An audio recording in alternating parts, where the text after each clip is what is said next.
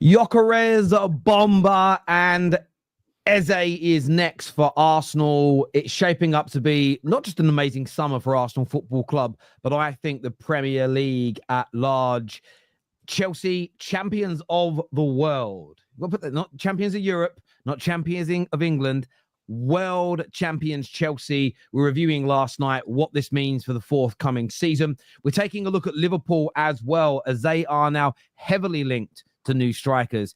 Isak is still the number one target, but Sesko and Mateta talk has reared its head today from the trenches for us to debate. Mbeumo to Manchester United, some loose reports that the deal is close to being announced. That being said, we've had 42 days of thinking it's close to being announced, and it kind of has been. But will it be this evening whilst we're live? We're delving into all of these stories, plus, and more importantly, we're taking your views. We're listening to your opinions. We want to know what you think and feel. But before you go any further, hit the like button. Make sure you're subscribing, and there's a little button next to the sub button. It looks like a bell. It's so you get notifications for when we go live. It's great that you've got it turned on. But one, you've got to turn on all notifications. Two, make sure your settings on YouTube are set to push notifications. Thousands of you messaged me over the year, Terry, I never get notified. It's probably because you don't have that setting on. So go get that turned on now, so you're already moving forward. Got a brilliant panel for you today. KJ, I love that T-shirt, KJ, by the way. Look at that. Yes. The TFT football shirt designed by the one and only Ronin from our community. So big up to him. I've got KJ10 on the back. He made one for Terry as well. Here's another shot of it if the camera went nice. there. Let me see the back. It's got the Fluus 7. Nice. Yeah, that was my number when I was a kid because I was a Beckham fanatic. And if you can see, there's a pitchfork for Man United on there as well. Thank you, Runin. Thank you very much for making that. I appreciate that. KJ said 2 weeks ago he was going to post it to me. It's been a long 2 weeks, and now I know why, because he didn't. I don't know what you were talking about. So we're talking about we've got Tom Little on the show with us today, repping Liverpool. A man like KM, big Liverpool fan as well, is back on the show with us from the Tap In Merchants podcast as well. Evening, gentlemen. How are we all? Yeah, we're good. I'm good. David will be joining at 5:30 as well around that time. Oh, so, David. Yeah. Not moving like Giuseppe, like from last year, who never turned up. But yeah, we good, man. The sun is out. It's not too hot today. Yeah, we're still waiting on Giuseppe from Thursday. See where he is. Yeah. How you doing, KM? You good, bro? Had better weekends. Had to watch Chelsea fans gloat a bit about this Club World Cup. Obviously, you touched on kind of the transfer reports. Mateta as our striker potentially going forward. I like him, but what we're trying to do, our aspirations. I think hearing Isak and then hearing Mateta or Arsenal get the Gyokeres, it's not the best weekend I've ever had. I can't lie to you, but optimistic on the week ahead. Absolutely, viewers. Your thoughts, your opinions are always needed. There's a question straight away for Tom. It says, Tom Little saying Joao Pedro is not the player you think he is. Have you changed your mind, Tom? Because the man bagged a brilliant brace in the semi-final. And you did say in the group chat, that's because it's against old men. Then he played brilliantly and grabbed the winning goal, or the third goal that absolutely killed the game, and a brilliant finish against the current best team in the world. Are you ready to admit you were wrong about Joao Pedro? Have you been exposed? No, not at all. Not at all. All I'm saying is it's like Joao Felix again. It's like Nkunku again. These guys come in, they start off decently. Everyone goes, oh my God, he's the next big thing. And then in actuality, when you get into league football, they end up with 5 non-penalty goals and you sit there and go, well, what's the point? I still stand by it. By the end of the season, Liam Delap will be the starting number 9 at Chelsea, and Joao Pedro will be relegated to that weird 9.5 position that Chelsea seems to have a spot dedicated for that wasn't Nkunku's. It'll now be Joao Pedro's. I've seen Joao Pedro for 3 years now do this exact same thing. He is massively inconsistent. He has the little bursts in a season. He has the little month in a season where everyone goes, oh my God, he's finally figured it out. And then you have the 3 months where he doesn't score, and you're sitting there going, oh, well, he hasn't. So it's going to take a lot more than 2 games in America to convince me that he's going to tear it up in the Premier League. for Chelsea. I just don't see it. I think it's because it was hot, like Brazil hot. So it just brought it out of him. You know, he felt like he was at home playing under the beaches of Brazil and the beaches of Rio. That's what it was. No, Tom, I think you're being harsh, mate. Personally, I'm thinking you're being harsh. I think he's a quality player and around better players with quote unquote better coaching as well, with a club with that stature. I think he'll rise to the occasion. I think he'll rise to the task. And will he be their number one main guy like Cole Palmer? Probably not, you know, like you only can have one or two of those in the team. But what he will do is contribute. I think he will contribute with goals, he'll contribute with assists, and he'll be versatile in playing left wing, playing striker, playing number 10 if they need. So yeah, I think it's a good signing. The price will be debated as the season goes on. Right now it looks overpriced, but after those 2-3 goals in the Club World Cup, people might say otherwise. But I think he'll do well. And I think it's more down to being at a better club with big ambitions. And we need to talk about that, Terry. We need to talk about the ambition of Chelsea. We will be talking. Yeah, I mean, we can look. We're going to be talking about some transfers a little bit later. Arsenal fans have reportedly found Gyokeres on the M1 motorway on his way to Arsenal. Have you guys seen that? Yeah. No. I think it's honestly, I have to say now, it's probably my most favorite Arsenal tracking transfer post ever. It really, really is. It's I don't know where or how they've got this, because I don't. It's probably quite. You probably find it's quite easy to get if you know where to look. But let me put. I'll get this put up on the screen right in just a second, because it's honestly, it's maybe the most amazing thing I've ever seen in my life. Maybe the most amazing thing I've ever seen. Is this like when they tracked that player, like that player was joining them because they saw the clouds in his story match the clouds in London at a specific time? Yeah. That was Gabriel. I think that was Gabriel Magalhash. Yeah, I think. There was that. There was the Isaac car. The Isaac car. The greatest one is the Giuseppe masterclass with the thinking it's Calafiore in the kids photo. It was it was him. He did it himself. That was he was so funny with that, like, because it just, thank God he signed it. He would have probably ended up getting so much abuse. But I need to put this tweet up on the screen, because I saw this and part of me just went, do you know what? Whether you love Arsenal or you hate Arsenal, it's one of the best things I've genuinely ever seen posted in the entirety of my life, right? And I should have prepared it before I started talking about it, because it's just great. It's an absolute thing of beauty. Here it is. So that's the post saying, I've got Gyokeres through the traffic camera near Luton. That's somebody has posted that. But how can you even tell whose car that is with that image?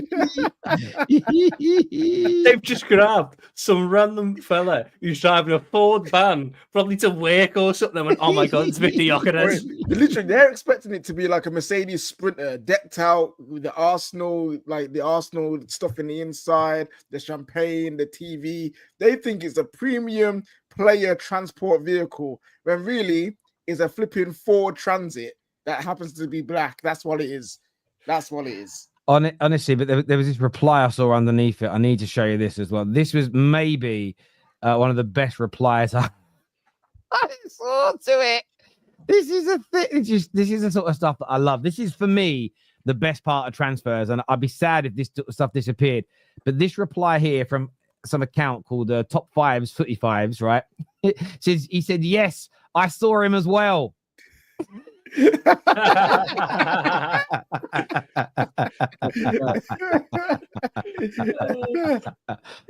So yeah, Arsenal fans out there, listen, I wouldn't even do any of that as an Arsenal fan. Like, you're getting him, man. You're getting him. He's your player. He's coming in. He's doing that. But we're going to come back to Gyokeres later. We're talking Eze later. We're looking at Liverpool's transfers as well. But I wanted to go back to your point, KJ, about the expectations for Chelsea. We spoke about it on Straight Facts this morning, that there should be big expectations on them now. But KM, how do you see it? Because they won the Conference League. They qualified in the end. Those last 6 games were excellent, qualifying for the Champions League. They win the Conference League. Barring the one game against Flamengo, they were brilliant at the Club World Cup. smash PSG, the best team in the world. Everybody's favorites for the tournament. Everybody said best team in the world. I myself tweeted out a few days ago, is this PSG team the best club side we've seen since Barca 2009? Genuine question. After achieving all of that at the end of the season for Chelsea, surely there is an expectation now on them challenging for league titles, having a genuine chance of winning the Champions League next year. Surely the expectation levels have now gone up, or do you still think that may be a little bit too early for them? I think it depends who you ask. I know the fan base are kind of, some are saying, yeah, big charge, we're going for the big trophies this year, but realistically, with their spend, also their quality of players, they do have depth. Joao Pedro, Delap, Nick Jackson are all. I really like Joao Pedro. I think, like KJ touched on, him playing around better players. I think he's more clinical than Jackson's been. You see even the goals, some of the chances he's taken. As much as it is preseason and it's a glorified preseason tournament, that PSG final, we saw what they did to Madrid just a few days before, and everyone was like, wow, crazy. It can't mean PSG dismantling Madrid and then a talk about PSG being this great side and then seeing what Chelsea did to them. That can't mean nothing, but I wouldn't put my whole stock in them. But top four next season, if it's not Liverpool, Man City, Arsenal, Chelsea, one of those clubs have had a brutally dreadful season, because with their spend, with their aspirations and looking around the rest of the league, they should be challenging. I think they could be out. I don't want to say Arsenal, but I like Chelsea. And with Maresca, each of his games, he's set with a different formation, literally like all 7. A lot of it he's been playing around with how he wants people to play. He's brought Andre Santos back into the fold. Obviously, they've had Enzo. Lavia's been in and out of injuries, but he really looks like he's got a coherent midfield. Palmer's played wide some days, off that 10. Joao Pedro's dropped a bit. He's had Jackson start before he got sent off the lap as well. I think they have a lot of ways to be able to play, whether it's James inverting or the natural back 4. Maresca had a hot start, like Tom jumped on, but then he had a little slump and everyone was questioning him. But I do think if Chelsea don't finish top 4 in the season, maybe are in the race Feb, I think it'll be a disastrous season for them. But I like what they've done so far. Here's my problem. Here's my issue, right? Here's what I got. So, first of all, fair play to Chelsea and congrats to Chelsea, because what they did in that final was class and no one expected that to happen. I predicted them to win the Club World Cup after a few rounds just because I thought, hey, the way I can just feel it just feels like they're going to go do it, right? But I didn't expect them to smash PSG the way they did. So, well done, Chelsea. Like, that was top class. But here's my thing, yeah. I'm seeing all over Twitter. I'm seeing in group chats. We are the best. Love my club. World champions. Champions of the world. Best team in the world officially. You know what I'm saying? I'm seeing all these plaudits. Cole Palmer is him. Cole Palmer is that guy. He's world class. Caicedo is the best. Cucurella, best left back in the world. So I'm seeing all of this gas. And listen, do your thing. You've won the Club World Cup, which is I think is a major tournament. I'm not one of those people that subscribe to it as a preseason friendly thing. No, it's a good tournament, good trophy to win, and I hear it. So I am here for you guys celebrating. I'm hearing what you're saying. But as soon as I ask the question, if you are now officially the best team in the world with some of the best players in the world, are you now not favorites or one of the favorites to go on and challenge for the Premier League? And every time I ask that question, it's, oh, no, you can't say that. No, we're still in the process. We're still building. Oh, the club don't see us challenging right now. Oh, no, but we're still a young team.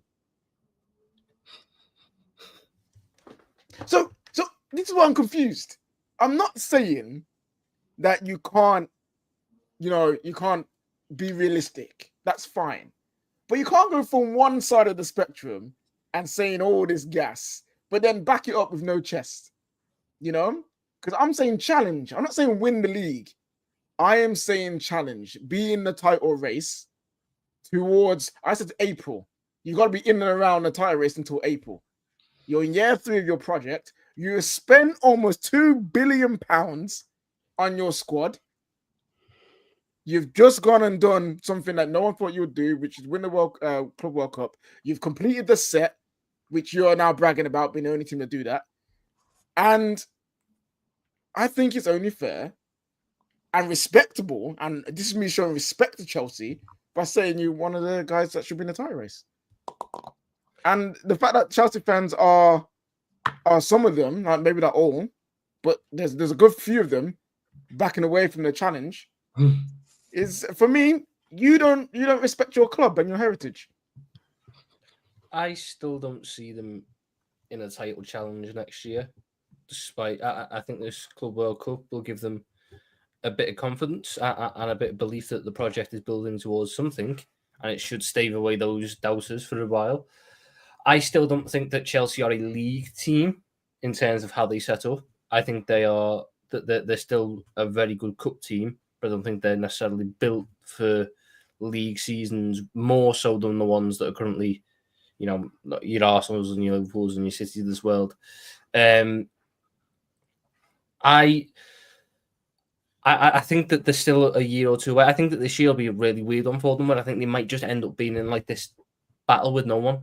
So I think they'll be a little bit away from the top three in City, Arsenal, and Liverpool. But I also think they're going to be quite comfortably ahead of anyone who's fifth or sixth, unless Newcastle can really pull something out the bag, which I doubt they do. So I think for Chelsea next year, a lot of it's going to focus on cups. That they should be secure enough to finish in the top four, get another year of Champions League in that way. But I think that it'll be about, can they get over the line in the FA Cup? Can they get over the line in the Carabao Cup? Could they have a really good Champions League campaign alongside what they're doing in the league, and slowly evolving their team into that team that is ready to compete for the Premier League? So I think next year is still probably just a year too early. But I do think what this should have done, this Club World Cup win, should have given Maresca and the people who are behind the project the belief that they are going the right way and the belief that they should stick to what they're doing. So that's how I still don't think they're built for the league season. If you get me, I think just the way that team's set up, it's not a league season team. It's a team that can do really well in knockout football. I hear that, but so it makes sense, right? It makes sense. But the reason why I'm coming from this angle is because of the fans. Mm-hmm. If we're just talking strictly football, then we can have this discussion about this, that, and the third. But we're a fan channel community, so we're also involved in the discussion, right? These Chelsea, there's a lot of Chelsea fans, including the likes of Don who come on the channel, the likes of Ches who come on the channel, and others who have gunned for Arsenal. They've been gunning for Arsenal for the last few seasons, saying that, oh, look at you're in phase 67 and haven't won a major trophy. You guys are spending, and yet you're not getting over the line. What did Don call them? Spicy Spurs. You know what I mean? Spurs in red. So you're just forever going to be in a rebuild. So if they are mocking Arsenal for all this money spent on the project and the phases, but not winning anything major and not challenging and getting over the line for the title, when is that expectation supposed to go on Chelsea? And then we start to question, wait, are you not just blue Arsenal? Are you not just spicy Arsenal? Because the energy is different. As soon as you get onto Chelsea, the energy flips. And it's like, oh, no, you can't do that to us. But yet the same things that they said about Arsenal fans, they are doing. So that is my issue. So look, I hear your point. My view on Chelsea is I think they'll challenge for the title next year to a certain point, and I think they've got a great chance in the cups. And I am judging Chelsea next season on the trophies they win. Not winning the Premier League though doesn't equal sack the manager, disastrous season, because context has to be applied. So I can separate, like you're saying, Chelsea and what I think of them as a team by myself. I don't need anybody else's validation on that to compare to what certain Chelsea fans are doing. And this is where the conversation's got to happen. This isn't all Chelsea fans. Large percentage of Chelsea fans in our chat this doesn't apply to. But I don't even think you're never going to get those Chelsea fans, to be honest, because it's bravado. It's it's a sort of it's banter. It isn't real. Equally, the message should be to Arsenal fans or United fans, whoever they're attacking, is to rise above it. Because as you say, this will happen on Friday. Don will say, Terry, I told you about our midfield. Now look at our attack. My team's ready. Look at those bums, Arsenal, my little bros. We send them to the shops. And I'll go, do you think you'll finish above them this season? Oh, I don't know. It's not about Don telling the truth or not bantering or anything. It's just, you should be able to laugh at the banter, but then not take it seriously. That's the thing for me, because he doesn't mean it. Because if you really believed they were your little bros, if you really believed your midfield and your squad, as he said before, their squad is better, their midfield is better, doesn't rate their manager, they've won 2 trophies. If a Chelsea fan believes what they're saying, the only team I find it hard to, the only team I would say, yeah, you're right not to predict finishing in front of them right now is Liverpool, because they're champions. But you shouldn't be able to talk about Arsenal like that or Tottenham like that or whoever. And then they say about Man United, you go, do you reckon he'll finish in front of us? I go, yeah, they can answer that question. It rolls off the tongue before they've even finished, because they truly believe they're better than we are. So it doesn't matter to me. I find it fun. I like to, again, people go, well, you've got to let people have banter. Yes, and I like having mine. Mine is to then ask what I call sort of conditional conditional questions. Okay, so do you think you'll do this then? Oh, what if this happens then? What would you do in this case? That's how I have my fun. I like seeing people squirm a little bit, and those types of questions do that. So I get you, KJ. It is frustrating when somebody gives it best in the world, don't chat to me, we're as good as anybody else, best this, best attack, best midfield, managers this, managers that. Do you think you'll challenge to the league title? Oh, I don't know, mate. I don't know. Well, then you don't mean what you said. You can't be one of the best in the world and not compete for your own league title. It doesn't make sense. So, again, it's not Chelsea hate, by the way. It's not Chelsea hate at all. It's nothing to do with Chelsea Football Club.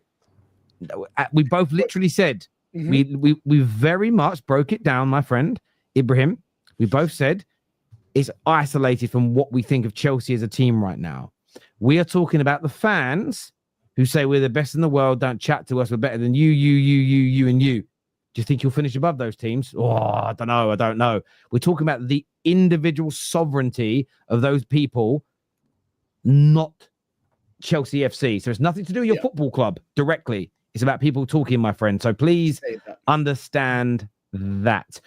But I do think there should be a pressure on them next year, a pressure to challenge, a pressure to win trophies. You can't spend what they've spent. You can't have a squad this good. You can't win 2 trophies this season and then not be an expectation the next year. They can't be going out in the league phase of the Champions League. They can't be going out within reason. They can't be going out in the round of 16 unless PSG have a bad start again and they get them. Do you know what I'm saying? Like, as a general rule, they can't be going out earlier or anything. DJ here says, respectfully, you're waffling. Arsenal have won nothing. We literally battered PSG in the World Club Cup final and won it. So yes, we ain't the same as them. Blue Arsenal. But I'm not saying you are the blue Arsenal. I'm saying if things don't get to a point where you are challenging for the Premier League and winning Premier League and winning Champions League, is that not then going to be the same as Arsenal? I've at no point said that you guys are Arsenal, you guys are rubbish. I just asked the question. So guys, relax, listen a little bit, hear the context, hear the nuance of what I'm saying, and then you wouldn't be upset with what I've just said. Because I'm not saying you are blue Arsenal. It's the conditional fans. Yeah, it's the conditional reasoning you're not understanding here, DJ. It's when somebody says we are the best in the world, no one can chat to us better than this, better than that. Them not being able to even answer whether they think they're a guarantee for the top 4, that's frustrating because you think, well, you don't mean what you're saying. And by the way, I like seeing people really back their team. It's great to see, but it goes floppy at the first sign of challenge. It just goes meh straight away. It's like, come on, back your chat, bruv. Back your chat if you think it. You do, DJ. So fair enough. You can't sit there at every point going, oh, we're better than you, we're better than this, we're better than that. And in the moment someone tries to put the expectations on you, distance yourself and go, we're not ready. You can't do that to us. So this is why I'm comparing it to the Arsenal fan base, because they've done the exact same thing for 4 years. And Chelsea fans were some of the biggest to jump on their neck over it. and go, oh, you can't sit there and say all that and then not have the expectations. We're going to put the expectations on you because you're up there. When you're doing the same thing with Chelsea, they don't like it. So it's all about the fan base and certain people, certain sections of the fan base, not Arsenal. I mean, not Chelsea Football Club as in the team and the squad you got now, saying that you guys are this now. I'm not saying that. I'm saying the way that your fan base are slowly getting to and moving like is like the same people that you've been bantering for 4 years in Arsenal. That is what I'm saying. Yes. Yeah, and he's not saying it's about your club. He's talking about some of your fans. Yeah, no, I think it's what you do. It's like that guy who does all the couple things with the girl. You've been taking her out, leading her around. Now she's like, when you're gonna make it official, when you're gonna meet the parents. And it's like, whoa. Let me. Well, me and KJ were in Germany, and there was one of the lads that was with us that kept on telling us that he had a girlfriend. And when we're like, give her a call, phone her, show us that she's real, those calls never happened. Yeah. Like, you start challenging whether or not someone is really telling you the truth. Do you know what I'm saying? Now, the picture of that girl was real, right? She's probably a real human somewhere. But does she know, Tom? That was that's another conversation. Honestly, God.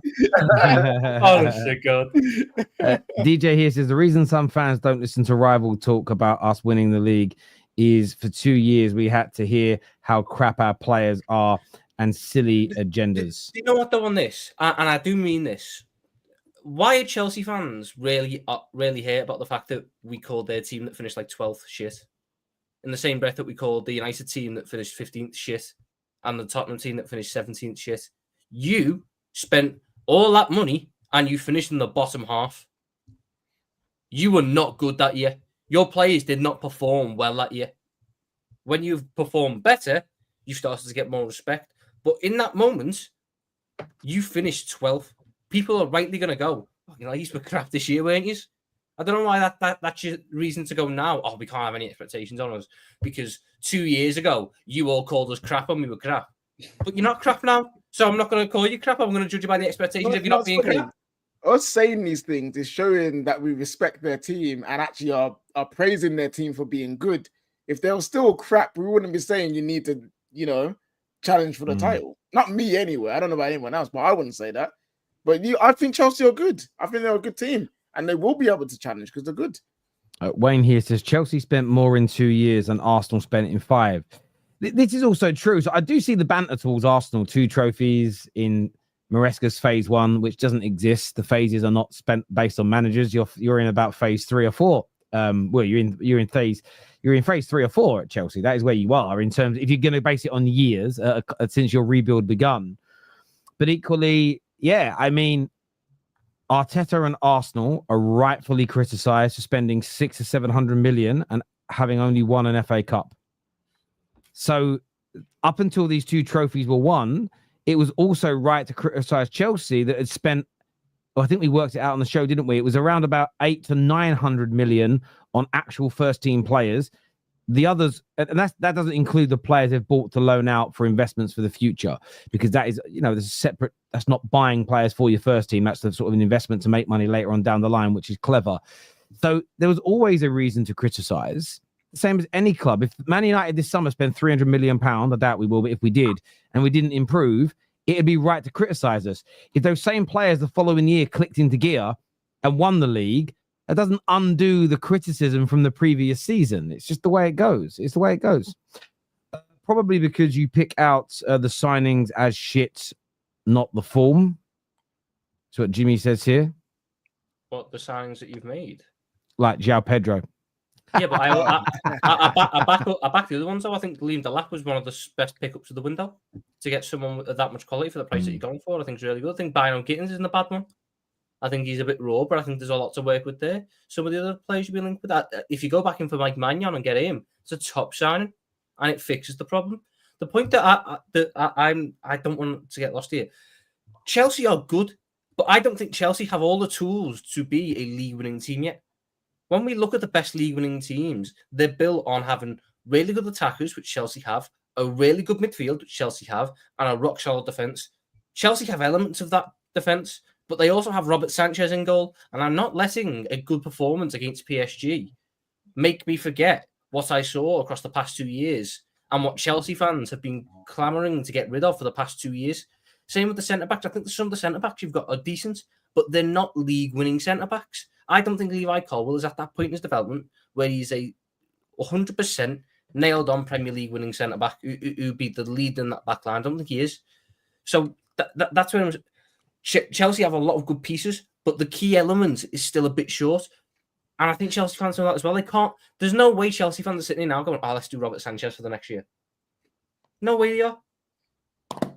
I'm just confused what people are mad at. So you're either mad at me for saying you should be in the title race, or you're mad at Tom for saying you shouldn't be in the title race. I'm confused about what's going on. They're mad at you for the expectations that you put on them because you think the team's really good, and then they're mad at me because I don't think the team is as good, and I should think they're better. So where do we sit? Where do we go from here? Where do we go from here, Terence? That's all I want to know. But this is also it. People, we do live in a society now of football where people want their team to be praised, but with no pressure to achieve. I think people, because that's the utopia as a fan. Everybody saying you're great without any necessity to win. That it can't. They can't both exist. When you're praised and you're thought of as good, you're actually scrutinized more than when I actually find in football you're scrutinized more when you're good than when you're bad. Because when you're bad, there comes a point where, well, what else can you say? But when you're good and you're getting praise, and then have a bad week, the scrutiny sometimes feels a little bit more painful. But that's like, we've all been at school. The bright kids, the smart kids get in a lot more trouble than the naughty kids when they're playing up in class. You know, it's the way these things are. The only blemish and stain on the Club World Cup final win over PSG was Trump standing right in the middle of the trophy lifting, and Palmer, close-up shot, said, "What the fuck is this?" That was an embarrassment, and he was just oh my day. Like, Trump, bruv, you have already presented the trophy and the medals. That was your moment. And for you in America, that was your moment. Bruh, move! Infantino, I'm not his biggest fan, but even Infantino was telling him, bruh, dragging come here, you have to go back into the crowd and drag his ass out slowly so that he can get out. I can't lie, right? I found it fucking hilarious. I thought it was an absolute thing of beauty, just for the sheer stupidity of it. It was just there. And I mean, Chelsea will probably do some photos where they superimpose him out, right? But it was like the fact that he's there, he's gonna be there forever. It's that he is in that celebration photo forever, and I don't think he meant it, but it was just hilarious. Jimmy here says, "Yeah, to be fair, Chelsea won double the trophies that Arteta won in 6 years in 1 month. Also, Arsenal were tipped to win 2 years in a row. Who tipped to win what 2 years in a row? Arsenal have never been the favourites to win the league." And not by anyone on this panel. Well, I don't know what KM predicted, but some fans did predict it, and they were rightfully criticised for that. Do you know what I'm saying? So, and look, I get why Chelsea fans are bantering Arsenal. I absolutely do. And it's fair to do that. No one's saying you can't.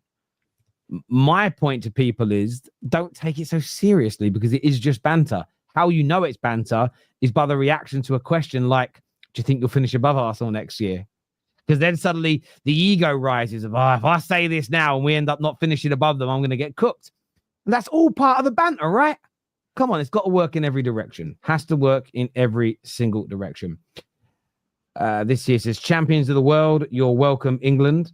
Well, listen, you did represent England very, very well, no doubt about it. Whoa, what's this here? Madueke fee and wages is 65 million. Kudos is 86 million. When you speak on Madueke, the full picture needs to be discussed. His overall cost is low. This is new. Sorry. Are they making out that Kudos on like double the money or triple the money that Madueke is? Because they both cost pretty much the same amount.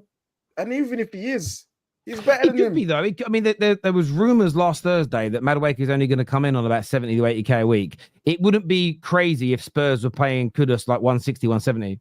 Yeah, but even if he is, like, it's because he's got a higher squad status in the teams. Yes.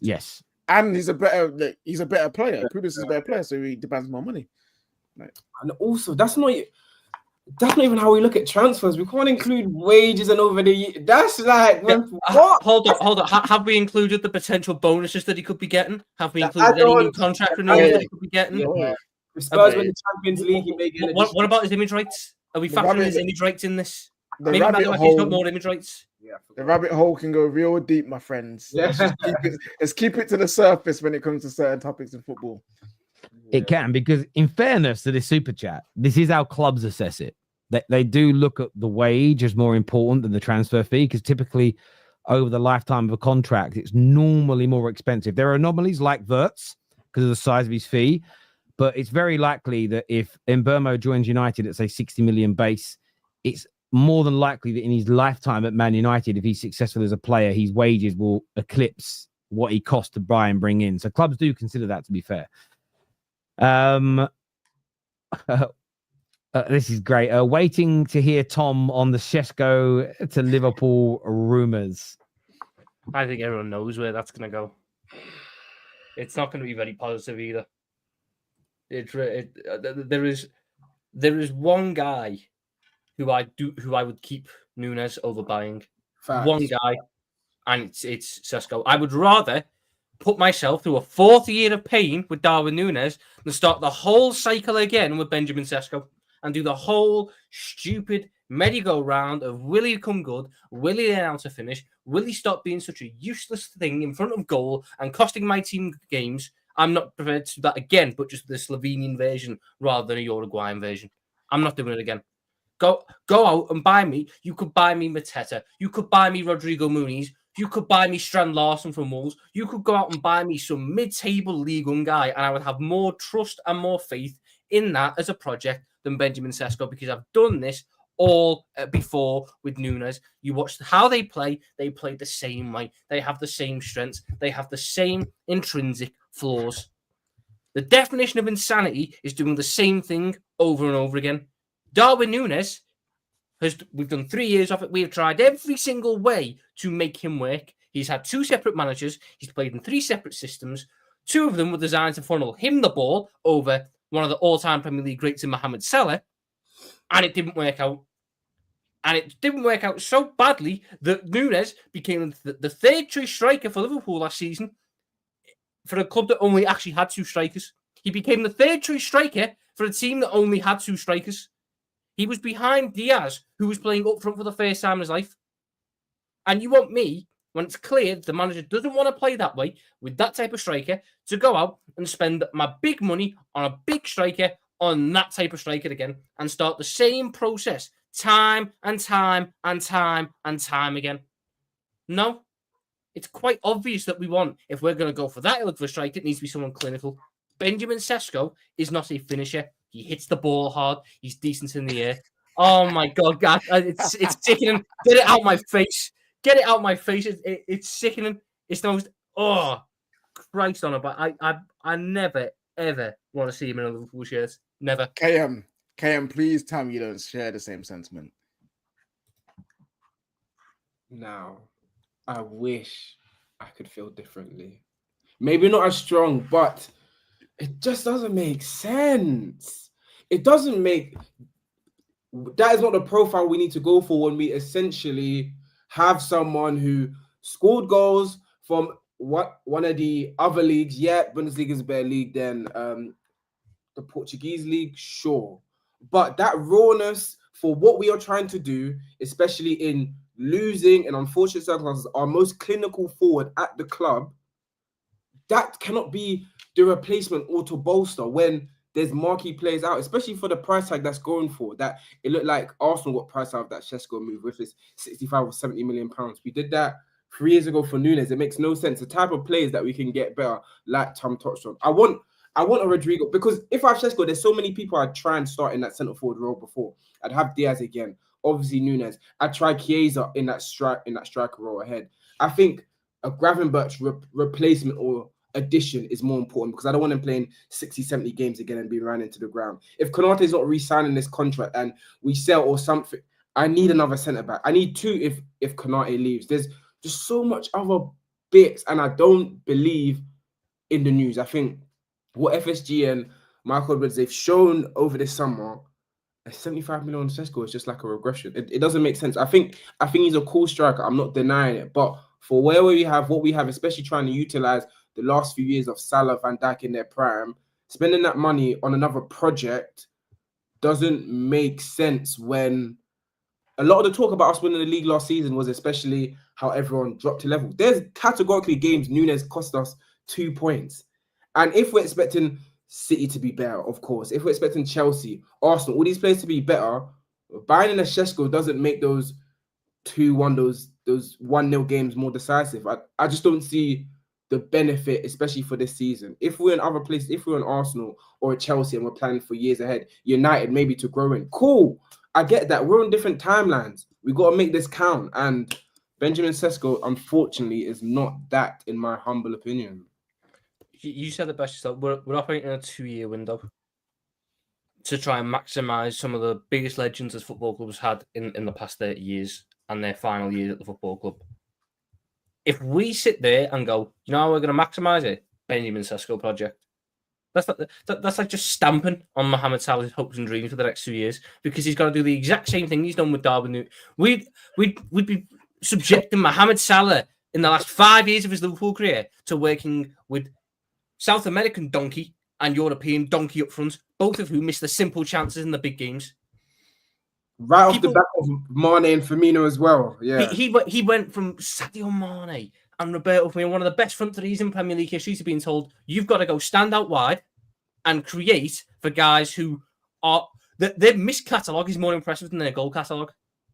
You watch a miss catalogue of them and go, it's actually more impressive to me that you've missed from there than you scoring from the edge of the box.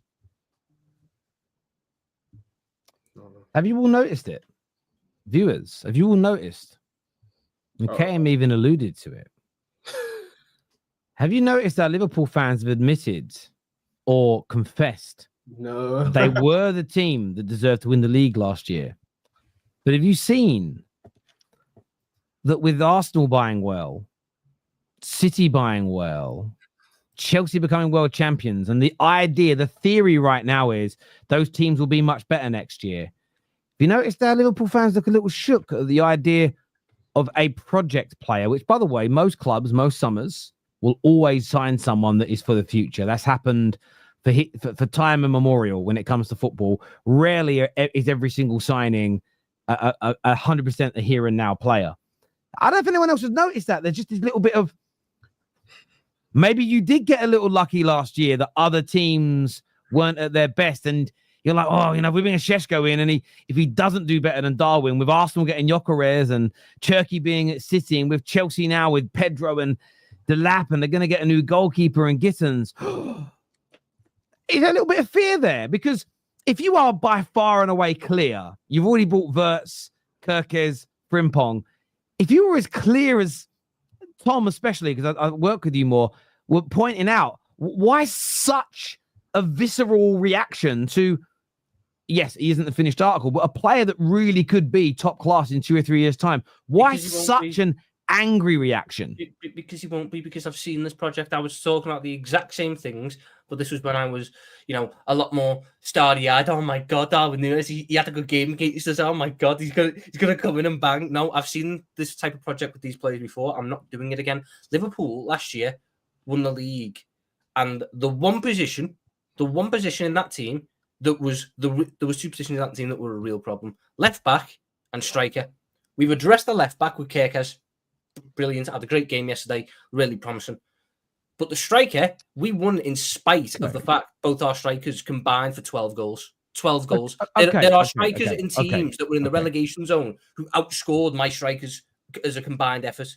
So that is the room. That's the position with the biggest room for growth. And you want buying Sesko is just okay. But let's be fair. I know you want someone who puts balls in the back of the net, but you already score a lot of goals. But Gyokeres is not the finished article at 21, is he? He's not, no. So why Sesko needing more time to develop? You could argue a striker needing more time to develop will cost you less games than a defender who's going to have holes in his match, because one mistake from Gyokeres per game could make you lose. Strikers, even the best in the world, only have a conversion rate of 20 to 30%, which means they're still missing more than they score. I'm not saying, listen, I like Sesko. I think Sesko would be a hit at Liverpool. I really do think he score a lot of goals for you. I think you are massively misprofiling him. Yes, the stats will show low percentile here and this is bad there. but I think that's because of the team he's playing in. I don't think that's a true reflection of him, the individual. I think he's a lot better than you're giving him credit for. But what I am noticing is a massive lack of faith in your squad. No, there's faith in my squad. If we signed Sesko next year, I'd still back us to win the league, even with him. But it'd be in spite of him. I'd need Mohamed Salah and Florian Wirtz to pick up the slack that's going to come about from having the Sesko up front. And the difference with the Gyokeres thing is, yes, Milos Gyokeres is a project player. He's got the Premier League experience, which is a big bonus anyway. He's got 2 years of Premier League experience, and last year he performed at a very high level. But also with that position, I've got an element of security where he's got Virgil van Dijk playing directly alongside him, who's still the best centre-back in the world. And if I need to take Gyokeres out the firing line, because, for whatever reason, it's not necessarily going well at that point in time, I can bring in a Robertson or a Tsimikas who, yes, they're not world beaters. Robertson's, starting to decline, but he can still come in and do a serviceable job. If I'm signing Benjamin Sesko, I don't have that security of I can take him out and then bring someone else on, because who am I bringing up? Nunes. It's just it's starting the whole problem again, but someone else. So I don't have that security of having the guarantee safety net behind him for if he's not working out. And in terms of he can be covered by the guys around him.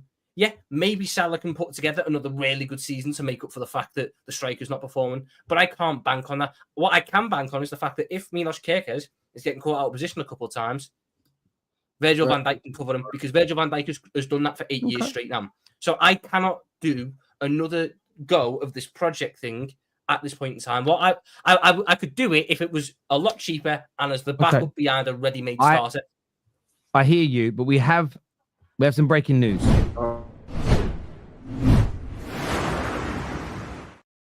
Sesko Liverpool bomber from David Ornstein. That's a joke. That's not what the news is.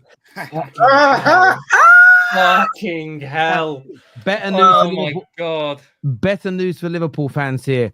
Newcastle United have opened up concrete talks with the camp of Hugo Ekitike and to try and to reach a verbal agreement on personal terms now. You know what time it is? Hang on. Newcastle, even better. Newcastle are ready to pay the package demanded by Frankfurt to sign the player. It says no official negotiations between the clubs have started yet. They won't until personal terms are agreed. But according to Florian Plettenberg, Newcastle United are set to pay the demanded 100 million euros for Hugo Ekitike. Now, we know what a talent this man is, but I have to ask this question, and I'm sorry to all the Newcastle fans watching for how I'm going to ask this. But have you ever seen a team spend 100 million euros on a backup striker? I haven't. Oi, listen. What if they play two strikers? They don't. Play him off, or play him off the wing? Why would they play him off the wing? They've got Gordon and Alanga. Oh, listen, before we get into the actual talk of what we're trying to imply here, Philip of Moon Tactics, I knew it was coming. come outside, my brother. Come outside. Let's chat, my brother. Let us chat about inflating markets. Let's chat about because if you buy him at 90 million euros, that is 15 million euros above his current valuation. So that would be two players in one summer to add to the 97% of all players purchased by your new owners at your club that have been paid over the transfer market limit. And you have the audacity to blame the cost of players on Manchester United. The audacity, the hypocrisy. Oh, it's a tsunami. It's crazy.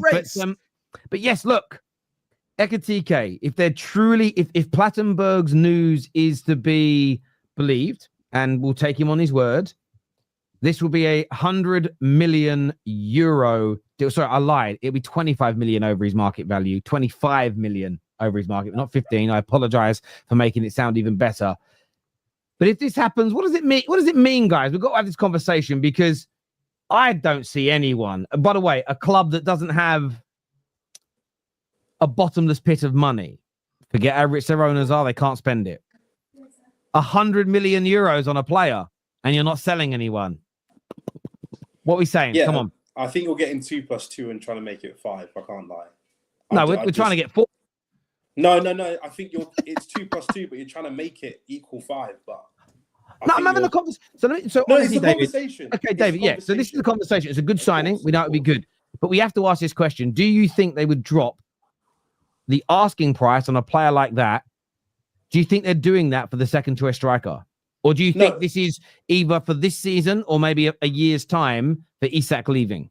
It might be even in a year's time. I don't see him leaving Newcastle this summer unless he throws his toys out the pram, which I don't think he will. That's the only way I see him leaving, like in the imminent future. But I just don't see it personally. I just don't see how this lines up with Ekitike coming to start. Two striker systems don't really work now unless you're playing a back three. But even then, the best two striker setups are when you're playing two strikers who do different things. The reason why Hugo Ekitike has had an awful lot of hype around him this summer is because he's the most similar player on the planet statistically to Alexander Isak. It was never Crouch and Crouch, or Defoe and Defoe, or Cole and Cole, or York and York. It was Cole and York. It was Crouch and Defoe. It was two players who've done something different to complement each other. If you buy Ekitike and put him alongside Isak, first of all, you're taking a midfielder out, which is Newcastle's biggest strength, in my opinion. The fact that their midfield three can go pound for pound with any other midfield three in the Premier League in a game. But then they've also just spent 55 million quid on a winger this summer, so it's not like they're going to go narrow and go, okay, well, we'll try a diamond because we've just spent 55 million quid on Alanga and we've got Anthony Gordon and Harvey Barnes and Jacob Murphy. That's an awful lot of wingers. So to me, it just lines up that Newcastle have looked at it. They went, we've still got positions that we need to fix. They still need the backup striker. They need at least one centre back, probably closer to two, because Botman's injury prone, Fabian Schär's getting on. Goalkeeper wise, they're still trying to get Trafford over the line. I don't know if that one's done yet or whatever, but they're still trying to work on that one. They could probably also do with a bit more decent fullback. Start having Matt Target as your backup left back when you want to.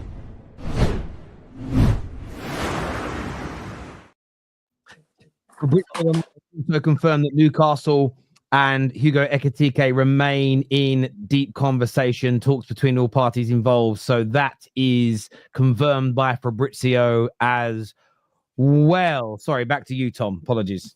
I just think it makes a lot of sense in the mind of Newcastle in the sense of, look, when you're trying to build up to something, Newcastle clearly have the expectations and the beliefs and the hopes and the aims to get to a consistent top four, consistent title challenge.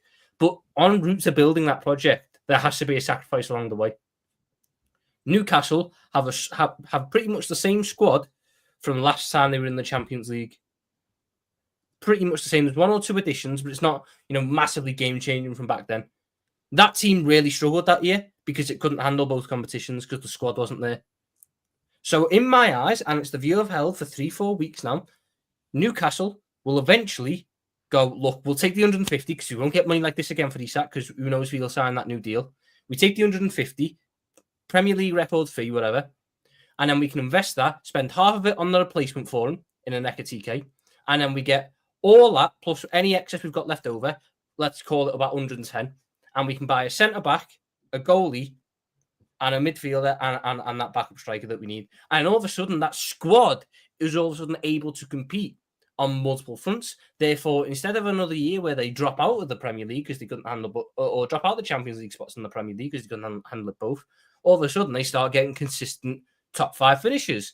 And consistent top 5 finishes mean that their revenue stream starts to grow more consistently, meaning that they can start to spend more of that money they actually have. It's how these projects have to build now. I get why Newcastle fans want to imagine that they can play Ekitike and Isak up top, but I just don't see it happen. I cannot see, with the signs that they've got, with the squad makeup that they've got, I cannot see how that happens. And I just see it as they're getting the best, they're getting the younger project version of Isak to do it all over again, but with a better squad around this time, on a squad that's more ready to compete on all fronts. And they get the money that they get for Isak and use that for the next phase. That's how I see it. Here is a counter opinion. What if it's preparation for Isak leaving? So, sometimes teams will buy the understudy early so they can definitely have them. And then the player, the star player leaves and the understudy comes in. What if if this is just a year block where they're like, right, you two will be here together, but we are guaranteeing to Isaac that he's getting sold next summer, and Ekitike, you'll be number one next season. So why if they're just trying to do that early? Because you've been sniffing around Ekitike, apparently Man United have been sniffing around Ekitike, Chelsea are doing the same. Newcastle have early in the window was rejected, or players decided to choose other teams over them. Maybe they're tired of that. Maybe now they've got Alanga over the line. Maybe they're like, actually, no, let's continue on the momentum. Get players that are going to be here for now and for the future, and then we can worry about Isaac next season. Maybe it's that. Yeah, I just don't think that they would sign him and then sell on Isaac straight away. I think it's the whole, we'd rather do this a year early than a year late, so they don't end up with a hole somewhere. But do you think Ekitike's, because the difference this year is that it's a World Cup year, and Ekitike, when you look at that France team, he'll be wanting to be involved in that France squad. So is there not a case in, and also, you know, Ekitike could go to Newcastle now and do a year as the backup, then become that, or if Newcastle make it abundantly clear that, you know, they're not selling Isak, then he can go. Then Liverpool will go in for him, because I'm 100% sure he's our backup option. We'll go in for him, and then instead of being the backup for a year to Newcastle and then eventually become the starter, he just goes to Liverpool, who are further along than Newcastle, and is already the starter. I don't think he makes that move unless he's got guarantees that it's built around him. I just don't. Yeah, you're guaranteed that this season you'll play 20 games, and then next season when Isak moves on, you're guaranteed to be the starter, which is bringing you in for a betting in process. I just don't see that though. And you ask how much the Newcastle miss out on then by keeping Isak a year, because he goes into that's another year of his contract down. So I think he'd have 2 years left on his deal at that point. You're not getting 150 million quid for him when he's got 2 years left on his deal. To Newcastle, maybe selling Isak next summer for 120 mil and having them for the extra year is more valuable than selling up for him for 150 this year. Mm-hmm. This is one thing that I don't get about Tom, especially, because Sam's quite the same. You guys are like, oh, Newcastle, all they need to do is just sell their best player, and then they can just buy 5 of them, and then they'll be sorted. And it's like, I know your club did that, and it worked, but not every club can do that. And for every club, that may not work out. So, to me, it's like, I'm looking at Newcastle going, if Isak has just proved himself to be one of the best players in the Prem, why would he leave Newcastle this year straight away when he's, you know, got them into their next step of their so-called like project thing? To me, it's like he'd stay at least another year and then go the year after. That's my personal opinion. Because yeah, you can sign the 5 players, but you could sign 5 players and they're all flops. Tottenham sold Gareth Bale for 80 mil. Look at what they bought. It doesn't always work out the same way. So I just I think you understand. No, but obviously it's going to be me looking at it going, how can it work to get Isak through the door? But I think there's also got to be an understanding of the way the rules are in football. Newcastle have a ceiling that they can't breach through at the minute. They should be able to spend more. Their owners have more money, yada, yada, yada. But for whatever reason, they can't spend more at the minute. But and they still have a lot to do in that. I think we all understand as well. They have a fair bit to do in that squad. Now, they very well could look at it that way and go, we're keeping Isak this year. We're going to have Ekitike as the backup. That might work. And then, you know, I'd say fair enough. I just don't see it how Newcastle could do that with the holes that they've still got in that squad. Personally, and that's not me saying that what they should be doing is getting Ekitike and selling Isak. I also think as well where they just go, look, we can't afford. We've got too many holes. Let's just leave the Ekitike thing. Well, there'll be another guy that comes along, but we need to address centre back. We need to address the goalkeeper. We need to get another midfielder. We need to get that striker in. That's the way I see it. I just don't see how Newcastle can afford, with all their problems that they've been moaning about for 3 years, they can justify and afford spending a club record fee on a guy who's going to play Callum Wilson minutes. Wait. Another question. What if Isaac is not the target, and it's Anthony Gordon that Liverpool signed instead? That will free up a spot on the left wing. Isaac or Ekitike could play there. Hugo Ekitike has played 2 games in his career as a left winger, and they've got Harvey Barnes anyway. Isaac has played left wing for more than 2 games. Come on, Cage. That makes no sense, though. He's just to put together. He was the best. He was arguably the best striker in the Premier League last year. So you go, you know what? We're going to buy a worse striker than you and shove you out to the wing. Well, if Anthony Gordon's going this summer, and then Isak's going next summer, then it might be worth them doing it. No, you've been linked to it. You've been linked to Gordon. We were linked to Gordon on the basis that it was an opportunity thing where we could give them Gomez, and then we got Gordon for a dead cheap price, and then it didn't happen, and we've got Gakpo and Diaz now, and I assume all the targets if Diaz wants to go. Whilst Diaz is here and we've got no intention of selling him, we haven't got the room for Gordon. I'd be on board with the Gordon stuff if Diaz was going, but up to this point, we've shown no intention of letting him go. So I can't say for sure that that's it. The thing I am looking at is the striking position. We are clearly willing to go big, and the fact of the matter is we've not jumped on that striker yet. And to me, that shows that we're waiting for someone. We're waiting for decisions to be made. We're waiting to hear back whether there's actually a chance of it happening or not. I think it's obvious to me that we're waiting to hear back on the Newcastle situation, whether he signs a new deal or whether it gets to this point where Ekitike comes in and they go, and Newcastle go, all of a sudden, look, if you pay the 150, we might just take it now. Look, I've said for a while now, until it's 100% shut down by either club or by the prominent transfer journalists that we all follow, Isak leaving Newcastle is plausible at the very least this summer. I still think Hugo Ekitike, again, Plettenberg and Fabrizio have now confirmed that the concrete talks are happening. They're trying to get the deal done. I think David could be right. It may be both together this season. A year of development for Ekitike, a year of settling into the Premier League. They're in the Champions League as well, so having the two of them is a good option. There are still some injury concerns when it comes to Isak as well, so you have them both. But what I believe, if they're able to sign this deal, what I believe it means over the course of, what I believe it will mean over the course of the next 12 months is the exit and the removal of Isak from Newcastle. And I get why. You know, Newcastle's project when their new owners came in was always sort of presented as a 10-year plan.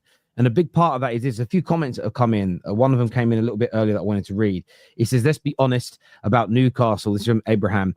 They're rich enough to do that casually. Next season is going to be peak, but they're not rich enough to do it. Their owners are worth hundreds of billions of pounds. Yes. But it's about what the football club can turn over. I keep hearing Man United fans say this about our club, where they go, well, you know, the owners could just pump in billions. Owners of football clubs are now limited to how much they can pump in towards player purchases and salaries of players. And it's limited to around 90 to 100 million pounds over every 3-year period. It's a 3-year rolling window. They can't exceed that amount of investment. So Newcastle's owners can be worth $100 trillion or £1. $100 trillion or 100 million pounds. And there's a huge difference in those two amounts. But the amount they can invest into the club is identical, of 90 million every 3 years rolling. So they can't just spend it.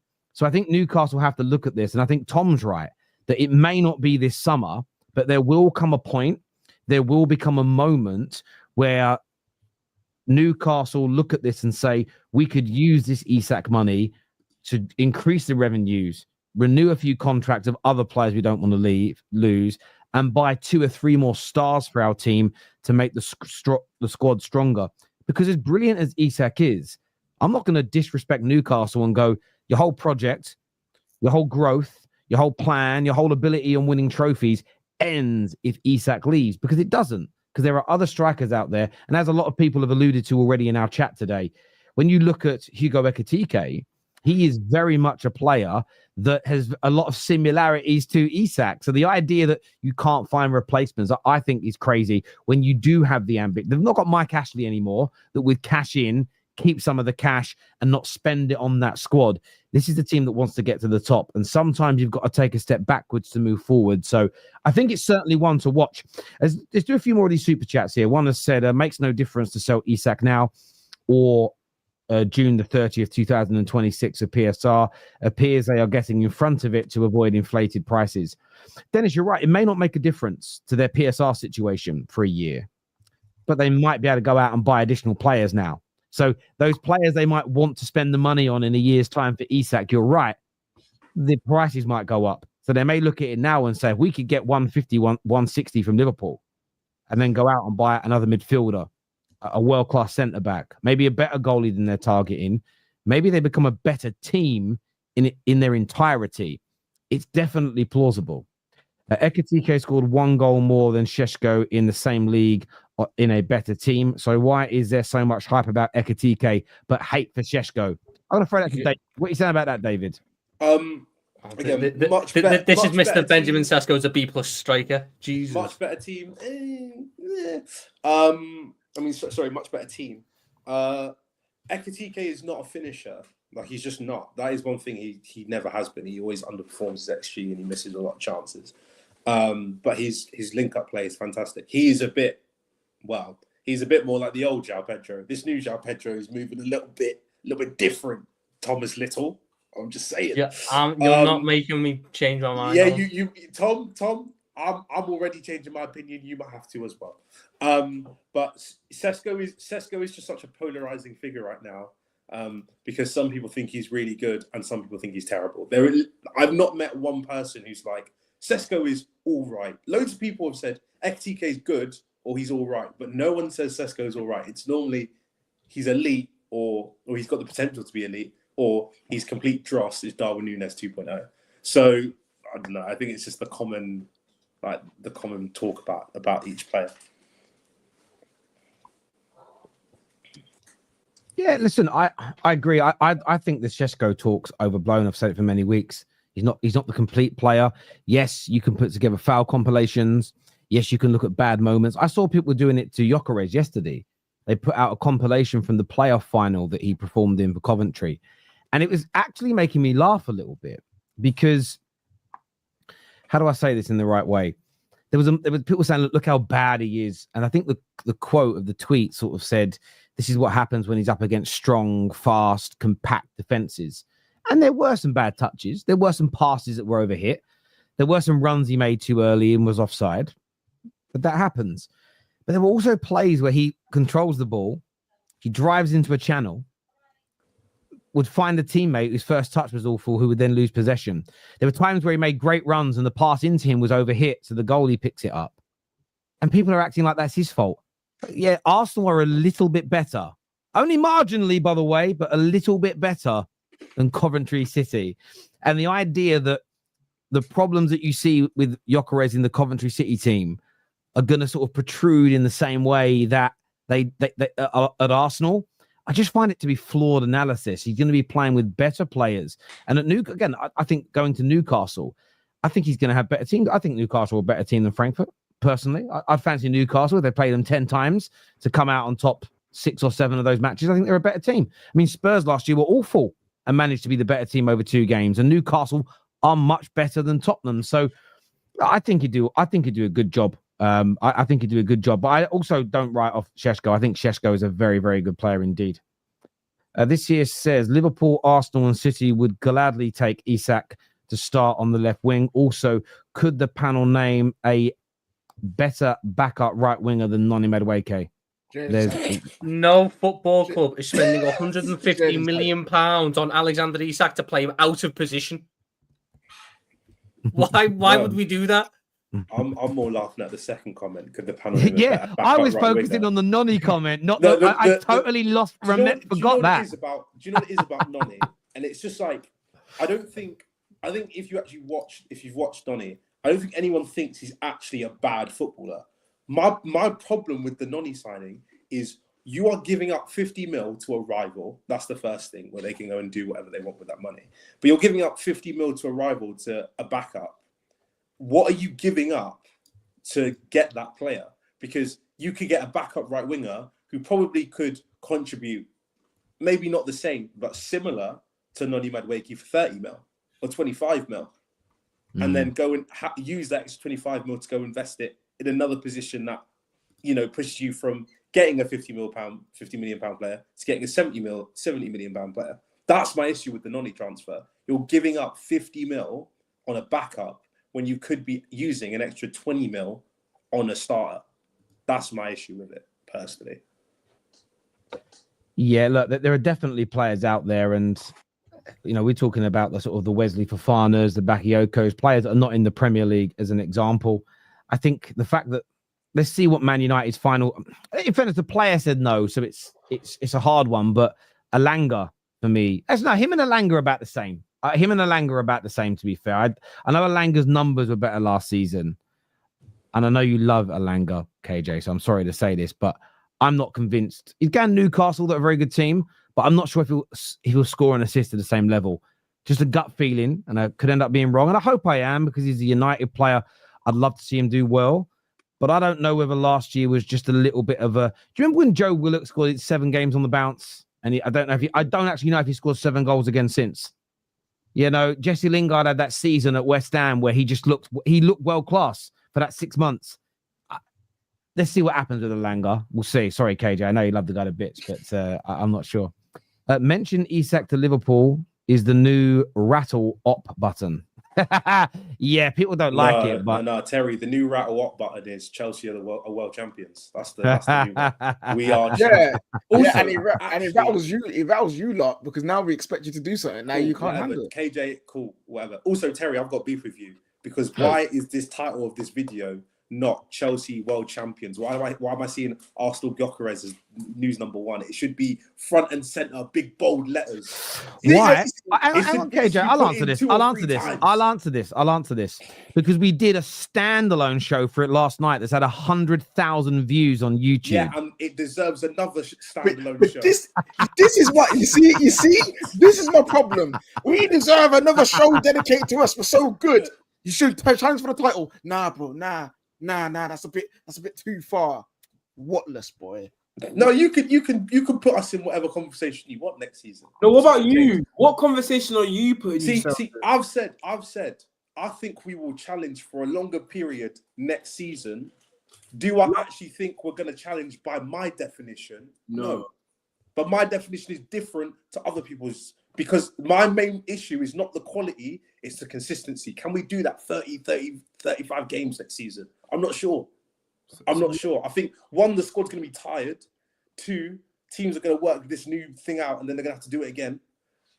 And do you know what I mean? And I just think, and I've still got a certain goalkeeper in the back, even though he was great yesterday. Even Robert in his elite form is still a bozo, like a massive bozo. So, I've still got massive holes where it's like, I hear you. Can I do that 35 games? Yeah. I'm not sure. But I hear you. Look, window, my opinion might change. It might. I hear you. Everyone who's tuning in, if you're watching on YouTube, make sure you're giving us a like. If you're watching over on Twitter, give this a like and give this a retweet.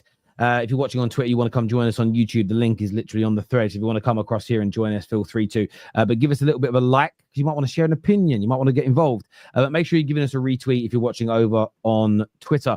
This year says to depend on Ekitike for the whole season is a big risk for Newcastle. They need to get consistent European football, so I don't see Isak being sold. It's a very fair point there, Zane.